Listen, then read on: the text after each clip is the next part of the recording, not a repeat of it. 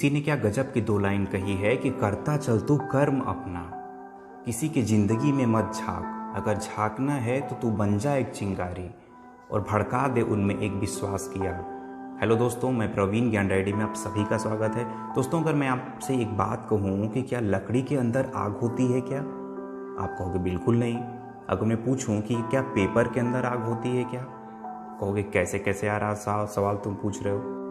दोस्तों, ज़रा सोचो कि अगर उस लकड़ी के अंदर आग नहीं होती, उस पेपर के अंदर आग नहीं होती, तो एक छोटी सी माचिस की तिल्ली इतनी बड़ी आग को कैसे जला देती। एक छोटी सी माचिस की तिल्ली जो छोटी सी आग से इतनी बड़ी आग कैसे दहका पाती। इसका मतलब कि हर चीज़ में आग है, उस लकड़ी में भी आग है, उस पेपर में भी आग है, क्योंकि माचिस की तिल्ली तो सिर्फ और सिर्फ आग दहकाने का काम करती है, एक चिंगारी का काम करती है। हर वस्तु में आग है, मेरे भी अंदर आग है, आपके भी अंदर आग है। चलिए कहानी सुनाता हूँ। एक बार की बात है, एक छोटा सा बच्चा अपनी मम्मा के साथ किसी शहर में रहा करता था। बच्चा अपनी मम्मा से बहुत प्यार करता था। रोज जाता, स्कूल जाता, आता, खेलता, घूमता, फिर सो जाता। एक बार की बात है, जब वो बच्चा अपनी क्लास में पढ़ रहा था, तब तक एक नोटिस आती है। उसको कहा जाता है कि आपको प्रिंसिपल सर ने बुलाया है।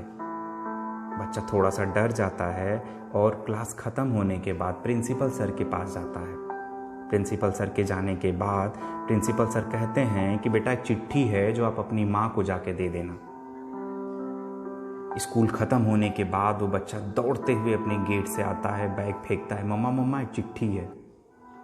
रख दे बेटा, मैं पढ़ लेती हूँ। नहीं मम्मा अभी पढ़ो, चिट्ठी मेरे प्रिंसिपल सर ने दिया है। बेटा रख दे, मैं काम कर रही हूँ। नहीं मम्मा अभी पढ़ो। जानते ही हैं, बच्चे हैं, जिद है, अकड़ है। तुरंत अपनी मम्मा को चिट्ठी पढ़ने के लिए मजबूर कर देता है और मम्मा तुरंत चिट्ठी पढ़ने लगती हैं। चिट्ठी पढ़ते ही मम्मा शांत हो जाती हैं। मम्मा मम्मा चिट्ठी में क्या लिखा है। मम्मा कुछ नहीं बोला। मम्मा मम्मा चिट्ठी में क्या लिखा है।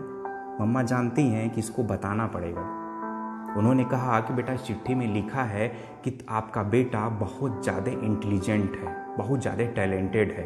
हमारे स्कूल में ऐसे कोई टीचर्स नहीं हैं जो इसको पढ़ा सकें। बेहतर होगा कि आप इसका दाखिला किसी और स्कूल में करवाएं ताकि इसका फ्यूचर और ज़्यादा ब्राइट हो सके। आपका बेटा इतना ज़्यादा इंटेलिजेंट है। वो बच्चा खुश हो गया, दौड़ के अपने दोस्तों के पास, अपनी सिस्टर से, अपने भाई से, सबसे बताने लगा कि मेरी प्रिंसिपल ने आज ऐसा बोला। उसके बाद ऐसा ही होता है, उसकी मम्मा उसका दाखिला दूसरे स्कूल में करवा देती हैं। बच्चे की स्कूलिंग पूरी होती है, कॉलेज पूरा होता है। उसके बाद वो बहुत बड़ा साइंटिस्ट बन जाता है। साइंटिस्ट साहब एक बार अपनी लैब में बैठे रहते हैं, तब तक एक सैड न्यूज़ मिलती है कि उनकी मम्मा इस दुनिया में नहीं रही। वहाँ से वो आते हैं घर और अपनी मम्मा का जो भी दाह संस्कार और क्रिया जो भी होती है वो करने के बाद एक बार कुर्सी पे बैठे रहते हैं। सोचते हैं कि अच्छा वो बचपन में जो चिट्ठी मिली थी उसको क्यों ना देखा जाए, कहाँ पे मम्मा रखी है।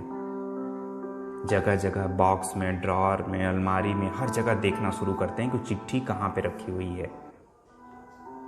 चिट्ठी मिलती है और चिट्ठी को हाथ में लेते हुए पढ़ना स्टार्ट करते हैं। सोचते हैं कि क्यों ना पढ़ा जाए, और पढ़ते ही उनकी आंखों से आंसू निकलने लगते हैं। उस चिट्ठी में लिखा था कि आपका बेटा एक नंबर का उल्लू है, आपका बेटा एक नंबर का बुद्धू है, गधा है।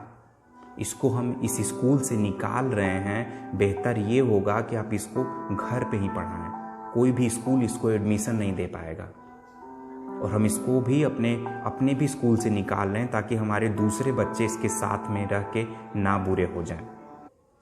ऐसा पढ़ते ही उसकी आंखों में आंसू आ जाते हैं, और आंसुओं को पोंछते हुए उसी चिट्ठी के नीचे लिखते हैं कि सच में प्रिंसिपल साहब, थॉमस एडिसन एक बुद्धू ही बच्चा था।